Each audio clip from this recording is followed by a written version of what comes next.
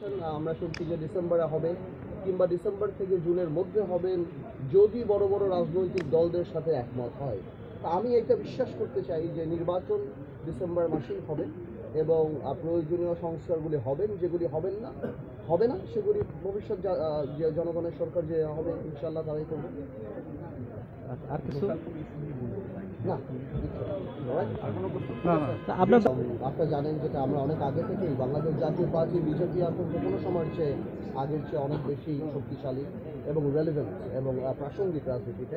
তো আমরা করছি এখন ঈদের পর থেকে এখন আবার আমাদের কাজ আরম্ভ হবে ঢাকাতে আসনগুলি বা অন্যান্য যে আসন আমরা হয়তো জুন মাস থেকে আসন ভিত্তিক আলাপ আলোচনায় যাব বা ক্যান্ডিডেট নিয়ে আমরা বেশি কনসালটেশন আলাদাভাবে কি আপনারা করবেন কিনা বা 300 আসনে দেওয়ার কোনো প্রক্রিয়া আছে? এগুলি এখনো টু আর্লি হয়েছে না। নির্বাচন হবে, কোনো সংস্কারগুলি কি নির্বাচনের ইনফ্রাস্ট্রাকচারকে কোনোভাবে এফেক্ট করে কিনা, দ্বিপাক্ষিকের কোনো আলোচনা আসনে এই ব্যাপারগুলি এখনো আমাদের কাছে পরিষ্কার না যে এই সরকার কোন সংস্কারগুলি করবে। কিন্তু তার সেই সংস্কারের উপর অনেক সেই নির্ভর করে যে আগামীতে কীরকম নির্বাচন হবে, ক্যান্ডিডেট কারা হতে পারবে বা কী আলাপ হতে পারে বা কী ধরনের নির্বাচন ঐক্য হতে পারে।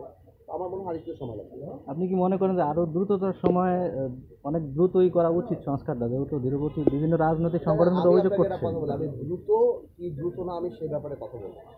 আমি বলবো এতটুকু যে সংস্কার যেগুলি করার সেগুলি করা উচিত এবং যেগুলি বড় সংস্কার এগুলি ন্যাশনাল কনসেনসাস নিয়ে জাতিগতভাবে ঐক্যমতের ভিত্তিতে একটা চার্টার করে দরকার পড়লে বলে দিয়ে যে আমরা সবাই এই সংস্কারগুলি জনগণের প্রতিনিধি যে সরকার হবে তারা করবে। Because at the end of the day আমাদের কমিটমেন্ট তো মানুষের উপর, আমাদের কমিটমেন্ট ভোটারদের উপরে, জনগণের উপর। তা আমরা যদি সেটা না রাখি, সেই কমিটমেন্ট না রাখি, তাহলে জনগণের কাছে আমাদের জবাবদিহিত করতে হবে। তো যেই সংস্কারগুলি যদি একমত হয় সবাই, যেটা করতে হয়তো একটু সময় সাপেক্ষ ব্যাপার, সেগুলি একটা ন্যাশনাল ইউনিটি করে ওরকম কমিশন করে আমরা করতে পারি এবং একটা ন্যাশনাল ডিক্লারেশন হতে পারে।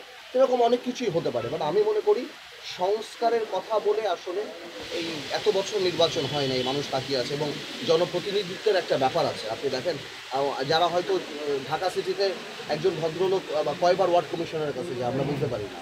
এখানে আপনি তাকিয়ে দেখেন জনপ্রতিনিধিদের জন্য একটা মানুষের একটা আকাঙ্ক্ষা আছে, একটা ইউনিয়ন চেয়ারম্যান থেকে আরম্ভ করে মেম্বার থেকে আরম্ভ করে এমপি। আমার মনে হয় যে সেই জিনিসগুলি মাথায় রেখে নির্বাচনের দিকে চিন্তা করা উচিত। ঠিক আছে, ধন্যবাদ।